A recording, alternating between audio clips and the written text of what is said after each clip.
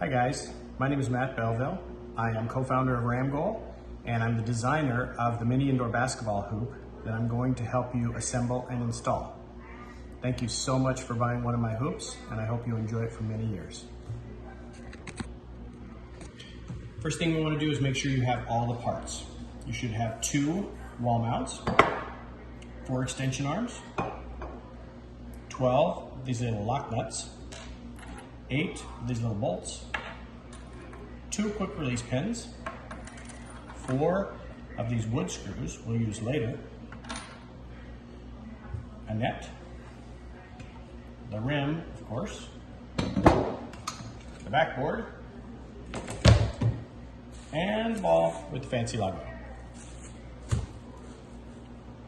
You're also going to need some tools. Everything we use is 10 millimeters.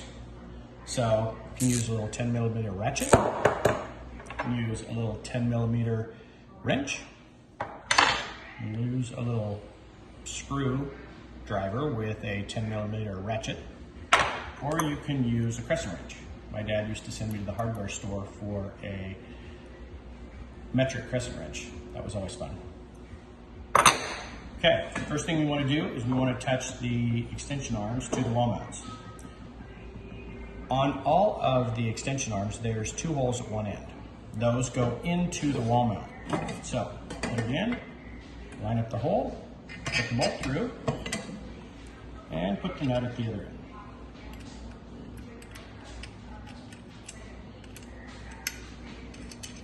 end. Okay, it's very important that these are as tight as you can possibly get them. So,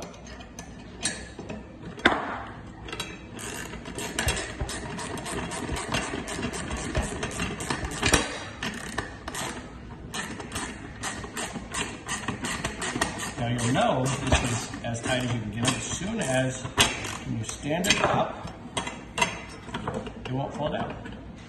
That's pretty solid. All right, now we're going to attach the top one. Line up the holes, put the bolt through, and put one of the nuts in.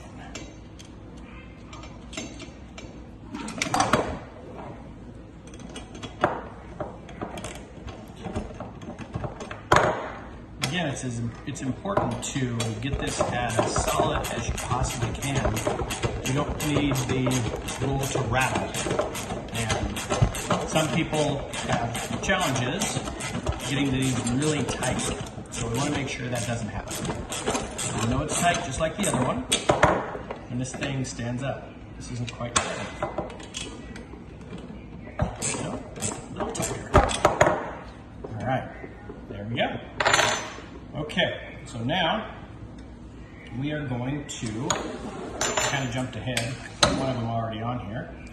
So on the other end, you can see when I built them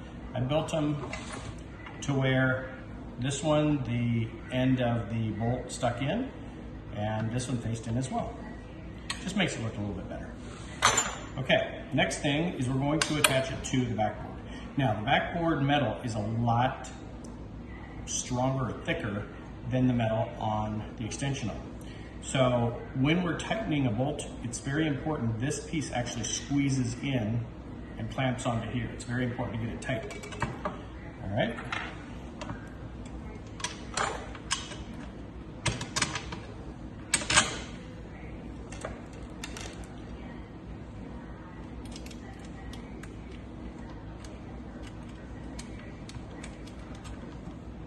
When I'm doing this, I like to put the pin in here just to kind of keep things a little stabilized while I'm doing it. Put the other bolt on. All right, so now we can start tightening it. Probably a good idea to use the little wrench and the ratchet on the other end, just because when you're trying to squeeze in this really thick metal, you're gonna need to put some pretty good pressure on it. Don't worry, you're not gonna break the bolt. Again, the way to keep this thing from making noise is to torque this down as hard as you possibly can. To where it barely even, so that's still not tight enough. This is a really thick piece, so just make sure you keep tightening it until it's not shaky. That's better. Now, the other one.